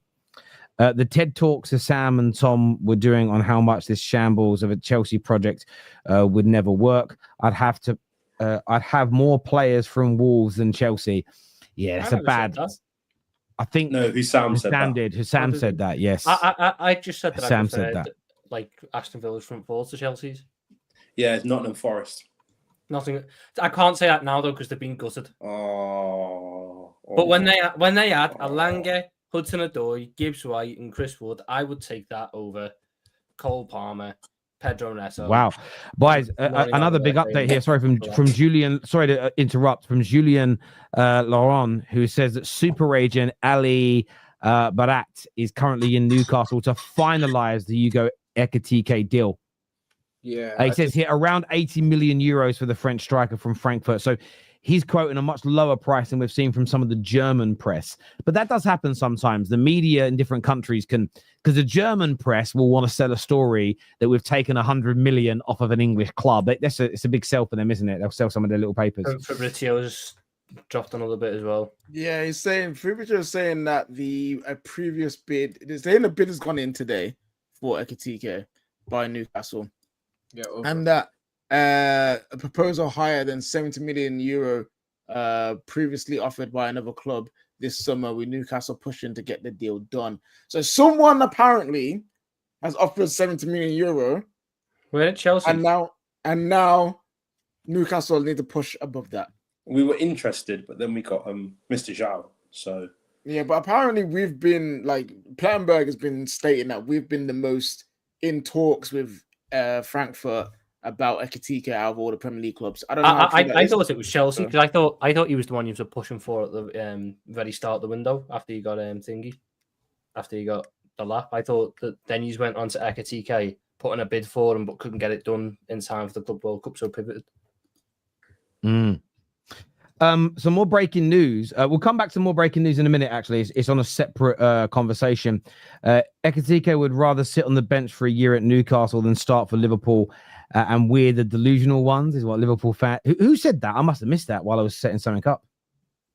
No, it was just something I said that he's either, if he goes to Newcastle in that scenario where he's going to be there for a year, if he just picks Liverpool, he comes in and starts at Liverpool anyway. So I don't think that's the part where I struggle to believe in it. So I think that's what he's sort of looking at there, trying to back up my statement. I just don't see why you'd pick Newcastle project in 2-3 years over being the starting strike at Liverpool, because if we were to get Ekitike this window, we won't buy a different one in the next window because we would stick by the project. It's why I don't want Sesko, because we'd stick by the flawed project. Yeah, I hear that. David, should Chelsea build a statue for Maresca after winning the Club World Cup? No. He's got to win more. We got the well done. You're the first. We're actually the first Club World Cup champions ever. Actually, you're a Intercontinental champions. We're the first ones. Oh, what a load of shite! They've changed the name of the competition. They've changed it. We are the only and official Club World Cup champions in history of football, and we will get that gold badge. So respect us. But no, he's still got to win more. A Club World Cup is not enough. Yeah, which yeah, yes, yeah. I know you believe that. I think everybody would believe that. I think everybody would believe that. Nobody thinks you should get more than that. Sorry, I'm reading something else. Wages is huge part of the equation. Supporters wouldn't mind Madueke if he brought him for 40 million, but on 100k a week. But spending 50 million and paying him 50k a week is outrageous. It's literally the same. There is an element of truth to that, LK. There is an element of truth to that in terms of the overall costs and all of that to factor in. Equally, it's about Berta and Arsenal getting it right. So if Noni Madueke comes in, and let's just throw a number out, scores 13, 14 goals in the league next year, but is impactful, shows quality, helps win games. If he does all of these things for Arsenal, and Arsenal go on to win trophies, nobody is going to condemn it. It's going to get praised. It will be left alone as a deal. So yes, the money's a big important part, but the player then has to deliver for his club. There's no doubt. This is from, I hate what YouTube have done, by the way, by changing these usernames. I think this is from Pratt, who says, might be a hot take, but I see Bruno and Joe Linton prospering better in a 4-4-2 formation, and Ekitike is a good playmaker ability. So I can see him playing with Isak in an alternative system. Potentially. What happens to Tonali? Yeah. That means Tonali gets dropped. You then take in players like Gordon and Barnes and Alanga, who are inside forward stroke like wingers, and you're making them right and left midfield players. And I can assure you, it's a very different role. It's a very, very different role. I'm not sure. It might happen. And then you're playing two strikers who want to do the same things. It's not like, but both of them have a similar play style. They both want to, see the ball to feet, turn on it, drive forwards. You've not got the one there who's willing to battle up against the centre back, scores the problem, and the other one who's willing to run off it. I just don't see the 4-4-2 working in that sense for Newcastle with the players that they've got, and you can't drop Tonali. Tonali was, outside of Isak, their best player last season. He was the difference maker for them in a big way. So I just don't see it personally. David, glad you're here. Don't think it's cheeky. We've got KJ chatting about how we must win the league when he's been one of the loudest about how mid our team is. Wait. Do you see how people lie? Do you see how people lie? First of all, I've never said your team was mid. David can attest to say I've been one of the guys have been pretty nice to Chelsea over the years since you've been bought by Clear Lake. I've questioned some of the signings and about when will you get the experience and add certain players in, but I've never said your team was mid. I like loads of your players for one. And two, I never said you must win the league. I said we should be in the title race, and I believe you will be in the title race because I think your team is good. DJ, you have got cognitive dissonance. You need to start listening, start engaging your brain, and start using comprehension. Then you won't make super chats like this because you just lie. But thank you for the super chat, GJ. We love you, bro. Love you. Dinesh here with a member chat. So 64 months as a member, so thank you. He says, good evening. Respect to Man United manager and players for showing respect to the loss of Jota. As a Liverpool fan, we as football fans and the football fan channel should do good things to happen in football. Yeah, look, I'm not. I didn't know whether anybody from our club would go, but I understand why we did, and we sent our Portuguese delegates from the manager and the players, and obviously two of those guys. And I'm sure their part, Jota and Amarim's paths have crossed as well. But it was a very nice gesture from the club to do that. And you know, I'm proud as a United fan that we've made the correct effort to go and pay homage to him and of course his brother as well. The name change is the future, not past. Club World Cup. Thank you, bro. Don't blame Tom. Chelsea world champions who put 3 past PSG. The champions are scary and a clear favourite to win the league, is what Ghost Nathan says here. Was City lucky when they beat everyone twice? Wait. I don't know what you mean. Probably not, because you beat everyone twice.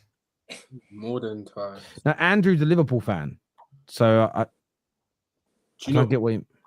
I think on that, and you know when you touched on Terry about me and Tom maybe showing we're afraid, that's what it is. When City won their trophies, they kept strengthening. When you're at the top, I think a lot of people think you can be complacent. We need to turn up on it. That's why we can't have another striker project. That's why it is about, okay, what do these next few years look like? And when there was a bit of turmoil when Salah and Van Dijk hadn't signed and we knew Trent was leaving, the summer could have gone very, very differently. If we'd lost all 3 of them at this point, football is just very volatile. And that's why it's important to, I need that number 9 now. I need that backup. I think Gyokeres is a great upgrade on Robbo. And like Tom said, there's continuity plan with Van Dijk, with Alisson. Like, I think Man City will turn up a notch, Arsenal as well. Yeah. But we also have to maintain and get better and go further in, especially the Champions League this year. I hear that. This is from Gareth, who's a Newcastle fan. He says Keith Dowie has confirmed it's to play alongside Isak. And this could be true. I still think, again, you might change the formation. You may go to a 4-4. You may play 2 strikers. And that changes the entirety of the conversation. Totally open to that. He could also be playing alongside him and with him around in this season. I just don't see you having 2 players of the quality that they both are and will be in a club if you're only playing 1 striker. Why? Because rarely do you see that in football. But we will see, my friend. I don't remember Arsenal signing that much quality players that actually make sense in one window, even without Rodrigo or Eze. I'm happy already. Thank you very much, my friend. Thank you to the Rough Rider for becoming an official member of the Football Terrace as well. You're an absolute legend for doing that. Thank you. I agree with Tom. I was annoyed when Arsenal were linked with Sesko. Apart from output, his passing is poor, only for a short, non-key pass or so. So is his hold-up. There are some basic qualities which define technical ability. So they're agreeing with Tom about him not being good enough. This is a call-out for me. It says pre-season training started a week ago. Where are the 3 needle movers United... Where are the 3 needle movers United signings, Terry? They didn't come, and I criticized it. I did that on Thursday, and I did it on Friday. Go back and watch the shows. Already come out and done it. What I'm not going to do is keep doing it every day, moaning about the same thing and the same thing and the same thing. Criticized it, said we need to get faster, said we haven't done a good enough job with the sales. Criticized it like I said I would. Man of my word on that one. I'm not sure why you didn't watch the shows that I said I would do it on. There we go. Been criticized. Been done already. You missed it. Tune in more. Sorry, already done that super chat there. Probably because you picked out this. Sorry, already done that super chat. Chelsea fans said we have the third best defense. Sorry, it was dismissed under Poch. When there was growth, dismissed. Now after all that BS, to have rivals tell us the crap players should win the league. Some fans don't want to hear it. DJ, I agree with you on that. That works in the opposite way. So if there's a fan who has said your signings are shit, your project's shit, it's never going to work, you're a travesty, for them now to say, well, go win the league then, is very intellectually dishonest before they've admitted they were wrong. I absolutely concur. But that's not what KJ and I have said. I've criticized things that your club's done wrong because you've made mistakes. But I've always been someone that by and large has said, I understand what you're trying to achieve. I understand the direction that you are going in. But I have criticized the mistakes as well. There's a fundamental difference and a huge distinction between those two things, DJ. But thank you for that brilliant super chat. Mama and Sophie, ignore this nonsense. Be strong. To the female Newcastle fans who watch us here. David, what would be the next attacking signing you would make realistic at Chelsea? I think Rodgers would be great in this system on the left wing or 10. Big up. Yeah, I really like Morgan Rodgers, actually. I'll never forget my housemate, actually, last year, who was a Villa fan when they signed him from Middlesbrough, said this kid's special and that he's going to do massive things in the Premier League. So, yeah, I'd love Morgan Rodgers, actually. I think that's probably who I would have said anyway. So, yeah, Morgan Rodgers, bring him to the world champions. That's what I say. Which team has been upgraded the most so far? Liverpool. Yeah, Liverpool. Well, we're not. Yeah, listen. Once the here we goes come in for Eze and Arsenal, I think Arsenal are in for a shout as well with what they've done. But Liverpool right now, it's still got to be. But then, yeah. In terms of an upgrade, though, like that's what I'm thinking. No, because I mean, you could argue are Gyokeres and Frimpong better than peak Robertson and Trent? No one knows yet. We're not trying. I just think when we're talking about the upgrades, it's we brought in Verts, who's an upgrade. Chelsea are in there with an argument, especially if they get one or two more. Pedro's already shown that he and the lad, they are next level over Gugu Joao and Pedro is a joke. and Jackson. He's a joke. He's moving me. I was not rating. This is the fastest I've ever moved on a transfer. I was not rating this guy at all. For 60 minutes, I was like, this is way over the mark. It's been 3 games. 3. And my head's like, I'm already wrong. I'm already wrong. It's crazy. Yeah, there's a few in there. There's a few. Sorry, already done that super chat there. Ekitike to Newcastle is loading. Yeah, that deal feels like it's going to accelerate really, really quickly. Really quickly. I'm actually good that Ekitike is going to Newcastle because I think it'll work out for him. And he's a quality player, and that's another strike option for Man United that's gone out the window now, and we probably will never sign. So, bro, that ain't gone out the window. We ain't got the facilities for that. We ain't got no 8 million euros. It would have been a long shot, you know what I mean? It would have been a long shot, but like that's just another one on the list. It's not gone out the window because we couldn't get the fucking thing in the window in the first place. There has been some breaking news in relation to Manchester United before we move on to Arsenal, but it says here that this is from L'Equipe in France, who I've had a number of exclusive scoops so far this summer. They state that Man United have made contact with the agents of the Lyon midfielder Tolisso in a discussion about a possible deal. It says the player is said to be drawn to Man United's project, but Lyon want to keep their captain. That's the 30-year-old box-to-box dynamic midfielder that plays for them. Why is that funny? What are you laughing at? Corentin Tolisso. I thought this was 2018 for us. I was about to say, is this 2020? Is this 2020? Since I'm live, and I can't use the GIF, I'm gonna have to do it myself. I don't know about that one, Chief. I don't know about that one, Chief. I don't know. I don't think that. I think that's cap. Personally, that's like all he can be is a stopgap. That's it. You can only have him. They do stopgaps for the ages. It's not even a stopgap. It's a non-starter. Yeah, but I don't mind a stopgap like this. It's different to dropping £70 million on a 30-year-old and paying him 400 grand a week. Like that's not what I want. But Yeah, I don't know enough about him, if I'm being honest with you. Obviously, we played against he him. loves an injury, though, doesn't he? Isn't he He like loves dead getting injury injured. prone as well? Has he got bad injury problems? I don't even know. Never Yeah. a fit starter. He's never the main starter for Bayern when he went over there. When he was supposed to move on from Bayern, instead of going to a team that of next caliber, he just goes back home to Lyon. Like, he's 30 now. We don't know if he's going to be Premier League ready, Premier League proven. Like, yeah, no, it's a no for me. Last year was the first year of his career where he didn't have an injury. Yeah, it's a lot. Yeah, no. Oh yeah, I just looked at it. I was like, one thing I would say to defend it is none of them are ever long. They're always one back in 2020 was 80 days. They're all like 20 days, 10 days, 8 days. Libyan ones. But I'm not sure either. I'm not sure either.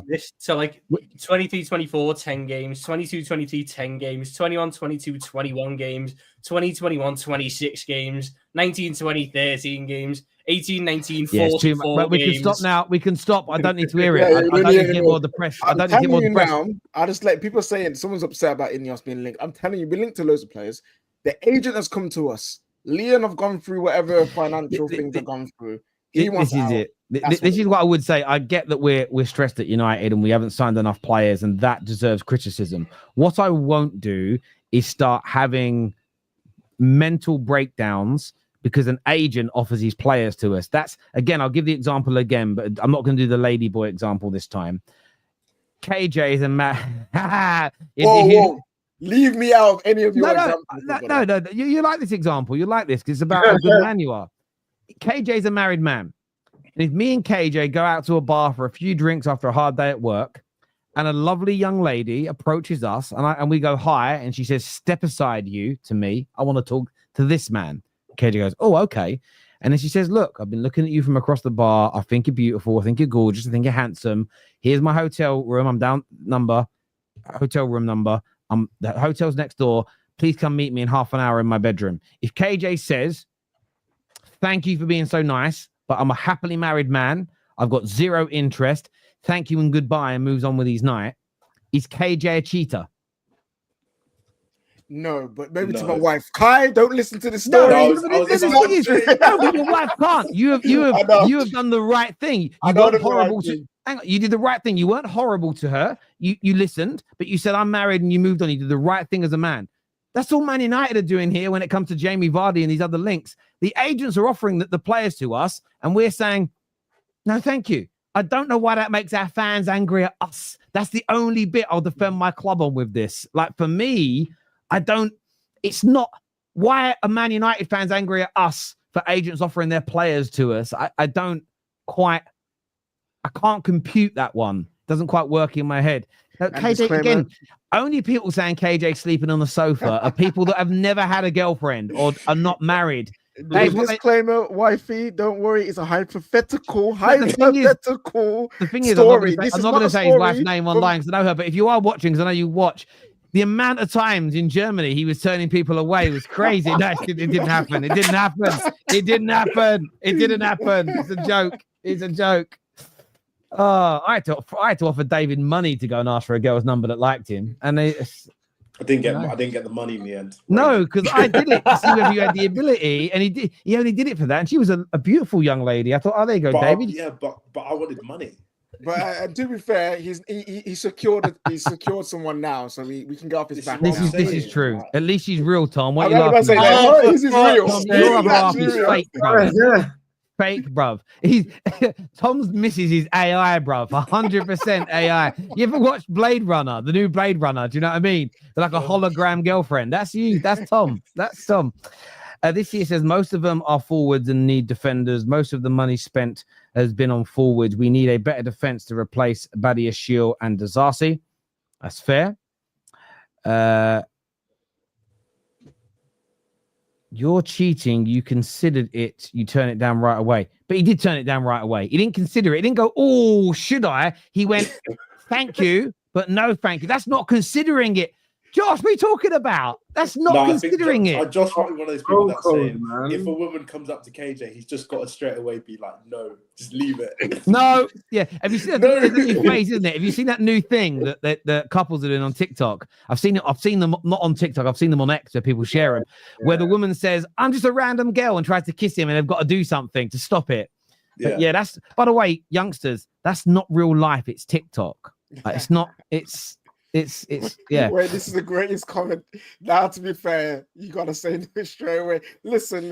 I would say no straight away. Yeah, but you might say it straight away. But you get the example. You might cut her out and go, "Listen, I don't want to listen. I'm married." Right. You might do it, but the point still is, she's still offering himself to you. That's still Don't be angry at Man United for people offering themselves to us. That's not our fault. Come on, back your club a little bit. That Ekitike to Newcastle deal is music to Liverpool fans' ears, is what Jay Knight says here. Brooks talking about Chelsea being tired, like they haven't signed 13 players at each position, all under 25 legs, shouldn't be the problem. Who's Brooks? No, I think it's Bros, because David said, "We're gonna get tired. Our team's gonna get tired when you." Okay. But I don't think it's an unfair thing to say. I don't think a team's ever finished a season at a point where other teams are starting their next pre-season. So that's true. Yeah, I expect in my opinion, the way my brain works is we're gonna probably fall off later on in the season because I think the legs eventually will catch up to us. But you never know. New sports science, people training and this, that, and the other. And apparently we've got 5,000 players just chilling at the bloody. You got how many goalies? Yeah, we've got 25 goalkeepers. All senior members, all playing in the squad. So we shouldn't have a problem at goalkeeper. But somehow we do. That's fair.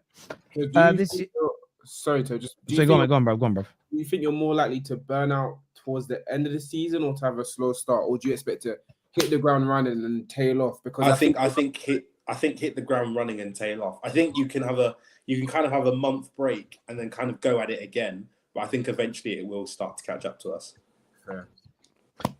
This year says Chelsea is the favourites next season, followed by Liverpool, then Spurs and Crystal Palace. They all won something, and trophies mean everything. you gotta have Newcastle in the mix as well, then. Yeah, Newcastle. So they should be. Chelsea won 2 trophies. And they won us one. No, one. So yeah, favourites. What do you mean? We won 3 trophies. We outperformed PSG on XG. That's 3. Yes, absolutely. Obviously, we saw the big news last night, the Gyokeres to Arsenal bomb from Ornstein, that an agreement in principle is in place. I think a lot of Arsenal fans must have been doing a lot of scrolling and refreshing today to see whether the sort of here we go and the total agreement has been announced. But KM, how big a deal do you think this is for Arsenal, especially with reports from Ben Jacobs? And he was very, very particular with these words. It says once this is done, they move on next to the. It's out there. His words were they move on next to the attacking midfield signing, which is Eze. So very specific in saying he's not going to be used as a winger. Make of that what you will. But how good a piece of business do you think this is for Arsenal? Eze is meant to be coming in next. Is this are these the big statement signings that Arsenal need to be making to really challenge you for your title next year? Yeah, I think so. I think the word you use is perfect. It's a statement. Anyone spending that, whether it's 65 million euros or 75, to get a player of that quality scored over 100 goals over the last couple of seasons, it's a statement of intent. A lot of Arsenal players or fans, they talk about, okay, their weaker point was up top. Havertz was out for injured for time. Jesus, they had that striker injury crisis. And to be fair, even with them, no one was afraid. No, they didn't have that clinical number 9 put in the back of the net. That's, I think, weaknesses of Havertz and Jesus's game. And I think bringing someone in, getting it over Sporting, who are very, very difficult to kind of deal with over this window, and it allows them to move forward onto those creative areas, whether it's now Eze over the line, Eze seeing, okay, this is the person I'll be feeding in behind. It's another statement of intent. It's okay, maybe we're going to get a left winger if Martinelli, Trossard moves on, and if whether it's a Rodrigo, whether it's someone else that they're going to bring in, I think Arsenal fans should be happy. They have their number 9.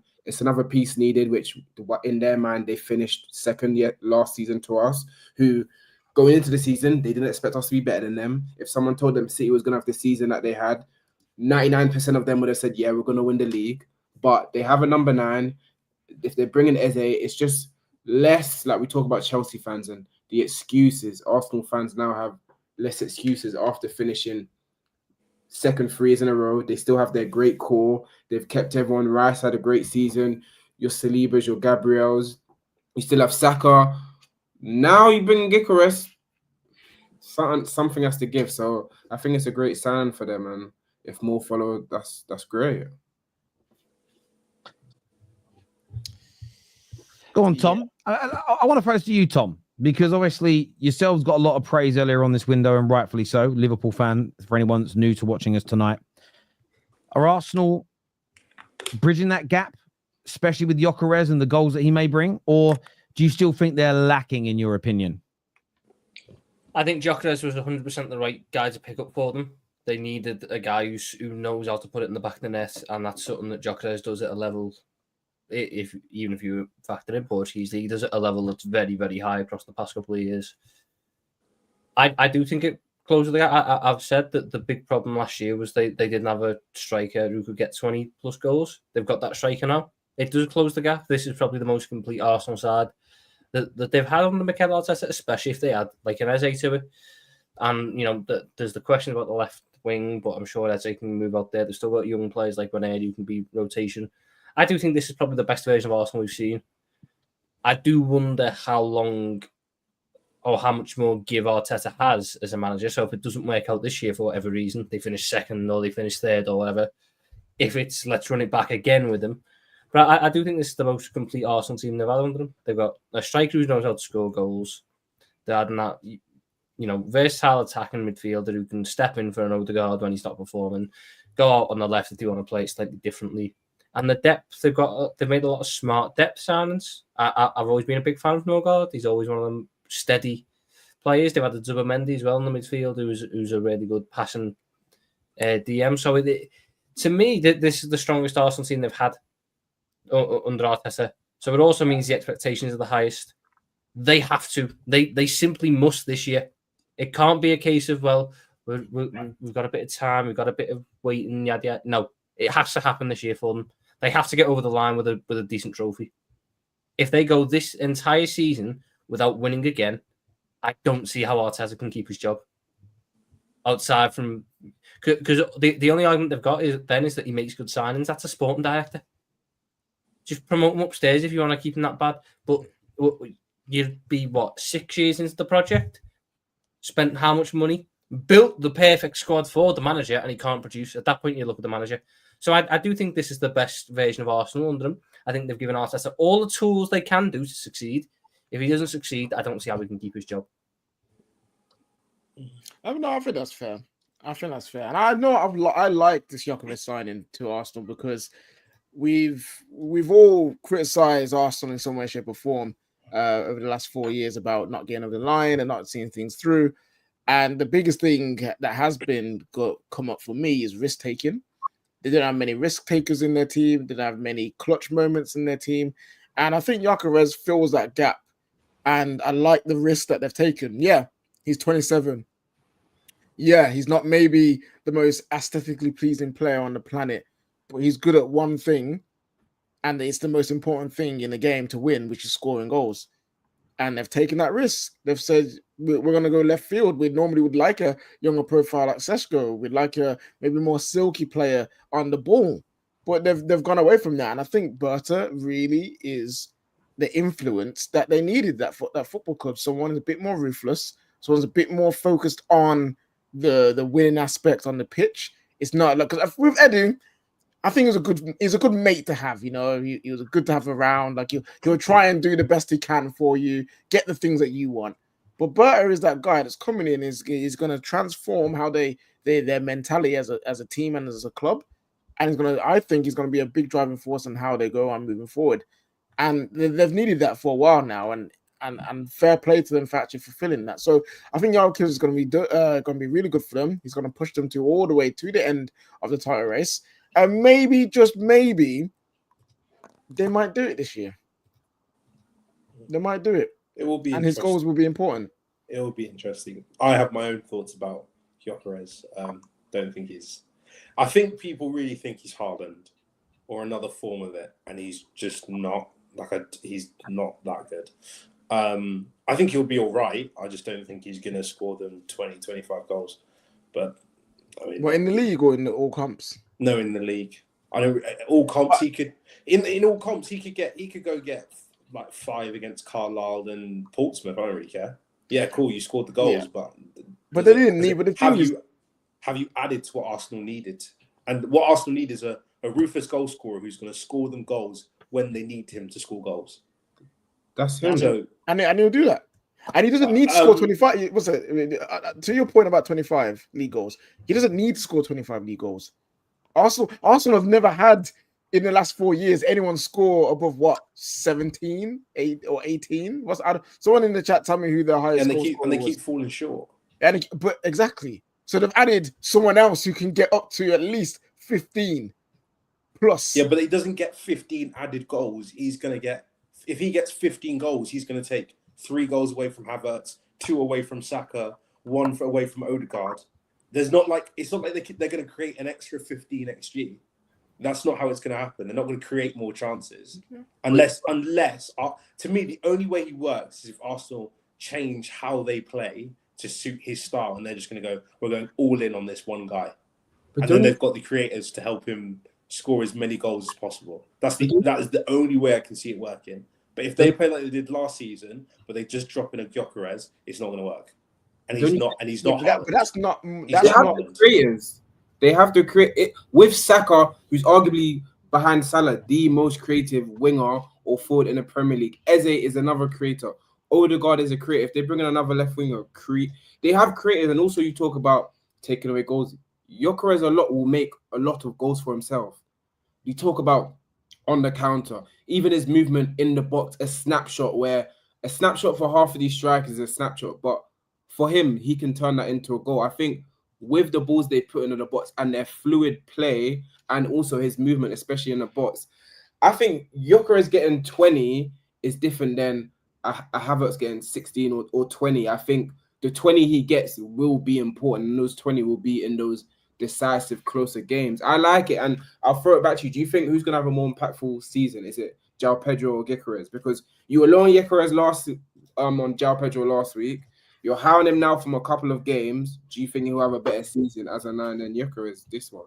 Well, if it depends how you measure how well a 9 plays. No, seriously. No. If only there was a metric. If only there was a metric by which you judge if a striker does their job. Are aware? No, honestly, coming from these two, it's hilarious because for years these men were talking about defensive striker, and that's why he's the best. So I don't know why they're talking over there, right? So please humble yourselves. My point is that if you're going to purely measure it on goals, then I could see the argument for why Gyokeres would do better than Joao Pedro.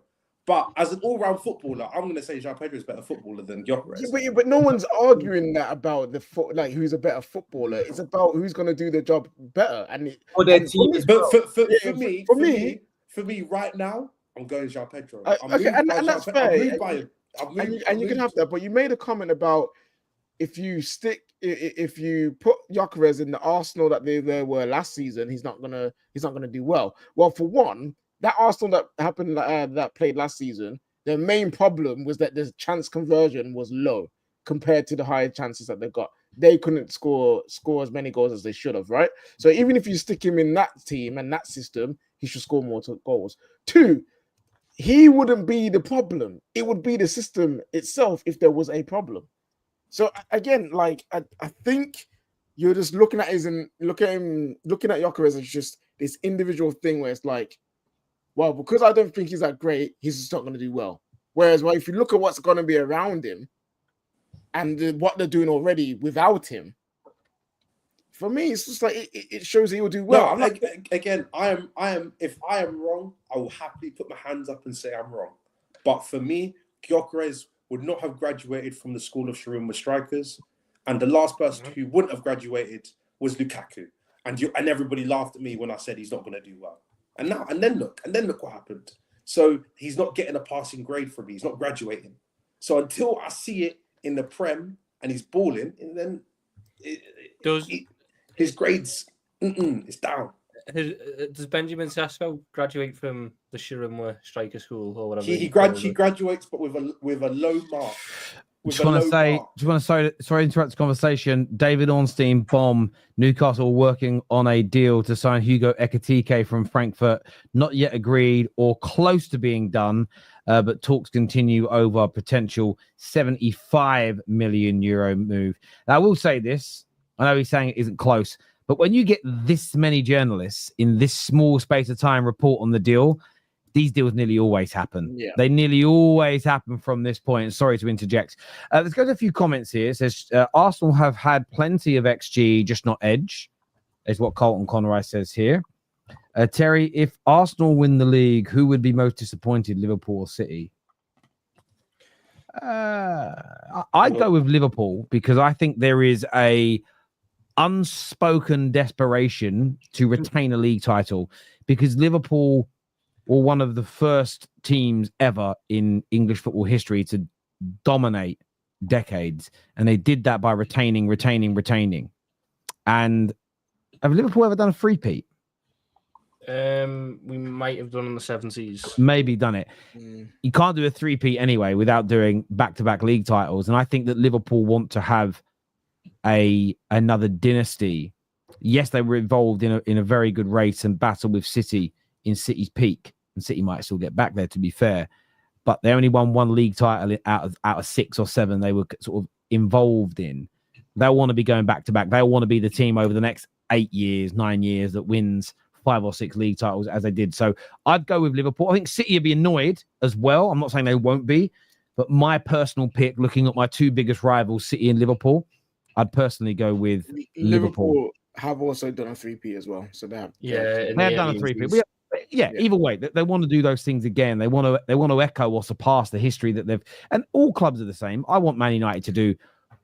We've done multiple 3Ps, but I want us to do a 4P. I want us to win another treble. I want us to win. Do other things. We're nowhere near that level, but I'd go with Liverpool. But they'd both be massively disappointed if they don't win it.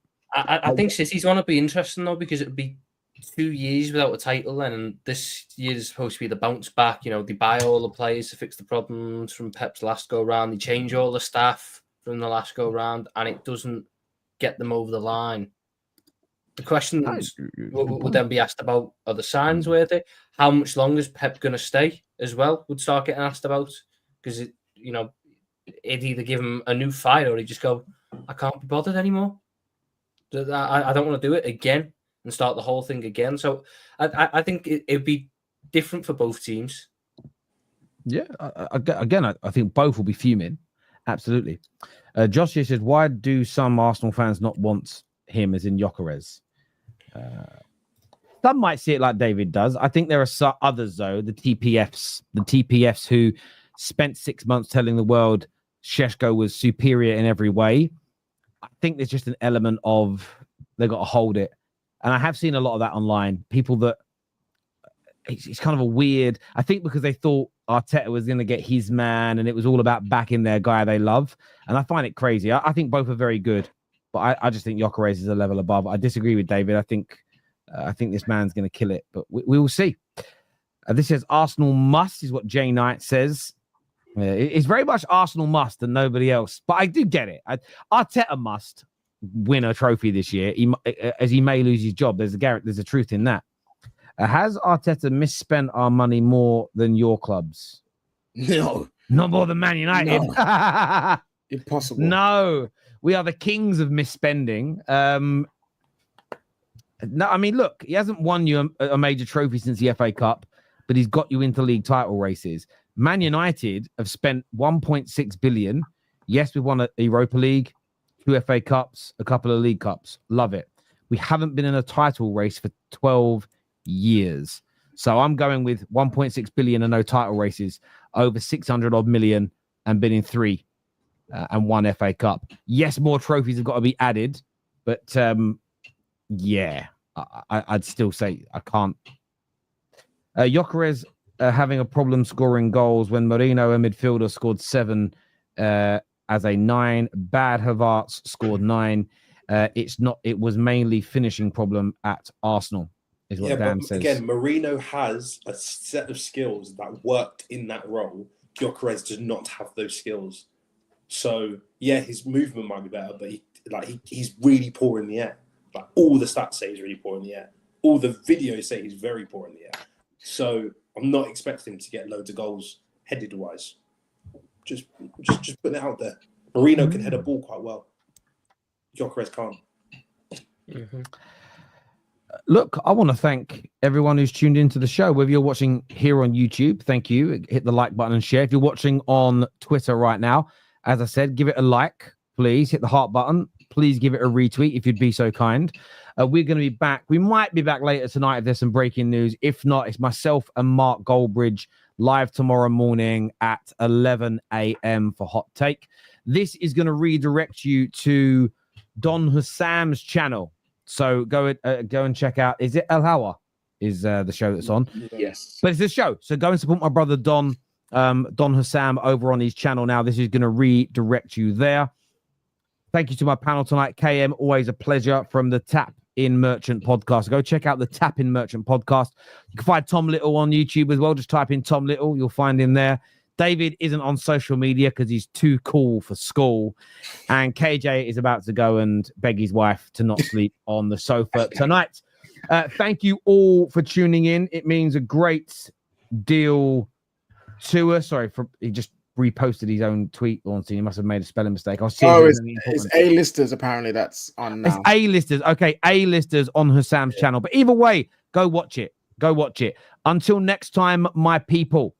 Take care. Goodbye. God bless. And we'll see you all again very, very soon. Peace.